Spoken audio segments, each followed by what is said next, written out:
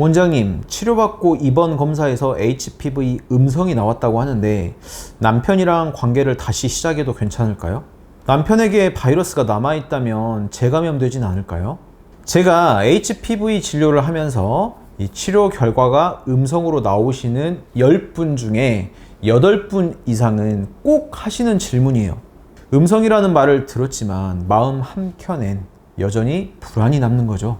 오늘 영상에서는요, HPV 음성 전환이 진짜 완치라는 뜻인지, 관계 후 재발 위험은 있는지, 그리고 재발을 막기 위해 제가 환자분들께 실제로 알려드리는 관리법까지 제 진료 경험과 의학적 근거를 바탕으로 설명드리겠습니다.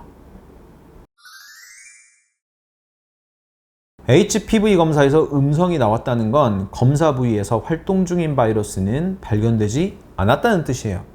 그런데 이게 단 한 번 나왔다고 해서 100% 완치라고 단정할 순 없습니다. 그래서 제가 환자분들께 꼭 드리는 기준은 이거예요. 자, 3개월 간격으로 2번 연속 음성이면 크게 걱정하지 않아도 된다. 이건 단순히 운 좋게 안 잡힌 게 아니라 우리 몸의 면역력이 HPV를 잘 억제하고 있다는 신호거든요. 실제로 진료실에서도 치료 후에 2번 이상 음성으로 나온 분들은 이후 부부관계를 정상적으로 이어가면서도 대부분 음성 상태를 잘 유지하시더라고요. 치료 후에 HPV가 음성으로 전환된 분들이 모든 케이스를 제가 추적해서 알 수는 없습니다. 하지만 저는 10년 이상 산부인과와 협진을 진행했었는데요. 저에게 치료받은 후에 음성으로 전환된 분들의 상당수가 이 협진 산부인과에서 지속적으로 추적 검사를 진행했었기 때문에 그분들의 경과는 제가 잘 알고 있습니다. 이분들 대개는 관계를 정상적으로 하면서도 음성 상태도 잘 유지하고 계십니다. 다만 중요한 건 여기서 끝이 아니라는 겁니다. 초기 몇 번의 음성은 안심 신호일 뿐 장기적으로는 정기 추적이 반드시 필요하다는 점을 기억하셔야 해요. 그렇다고 해서 재발이 아예 없는 건 아니에요. 드물지만 치료를 잘 받고 몇 년간 괜찮다가 다시 HPV 양성 검출이 되는 분들도 있습니다.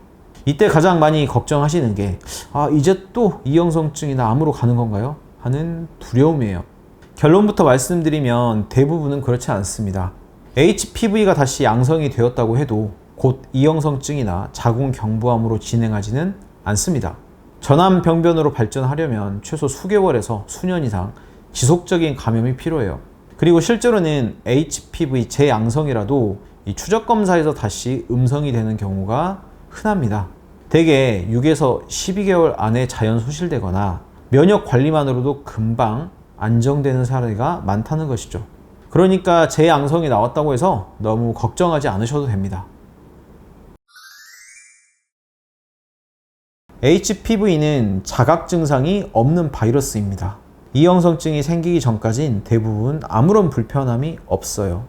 그래서 제가 가장 강조하는 건 정기적인 추적검사 습관입니다.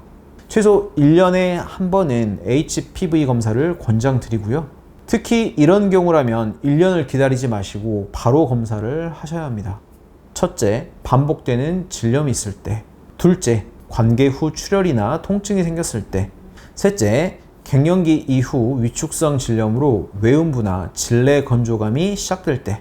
넷째, 새로운 파트너와 관계가 시작된 경우. 이런 상황에선 HPV가 다시 자리 잡을 가능성이 있기 때문에 마지막 검사 시점이 1년이 되지 않았어도 조기 검사를 받으시길 권장드립니다.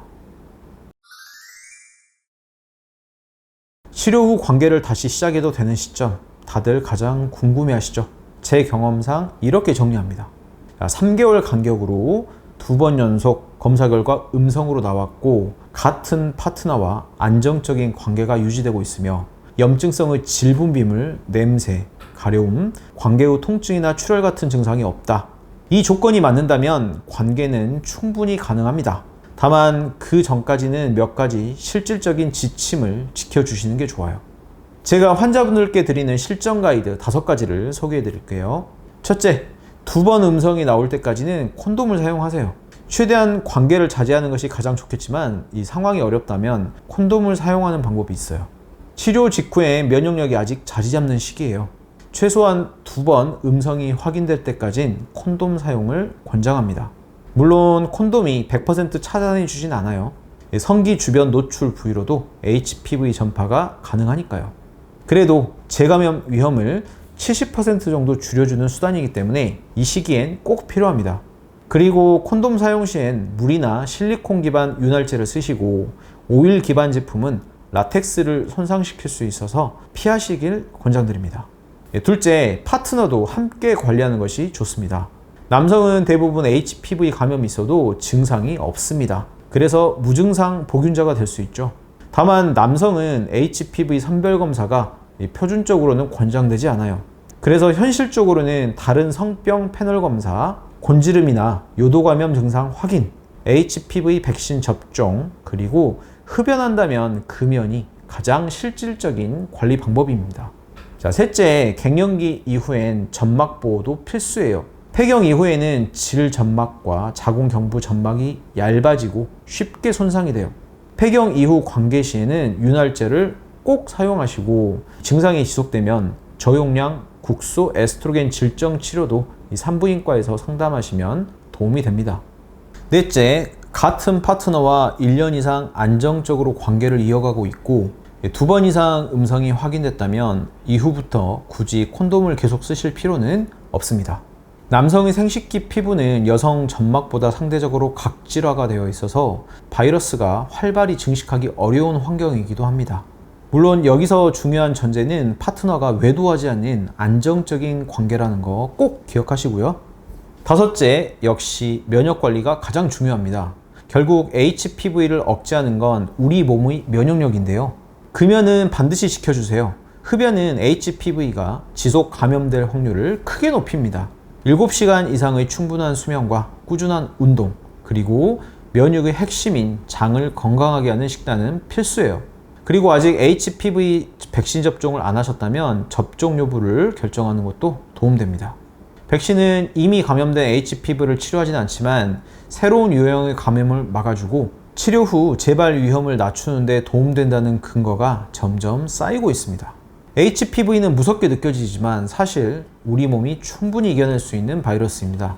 치료 후 2번 연속 음성이 나왔다면 이미 몸이 면역적으로 잘 대처하고 있다는 신호예요.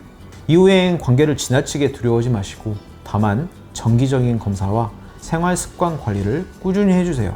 오늘 영상이 도움이 되셨다면 구독, 좋아요 부탁드립니다.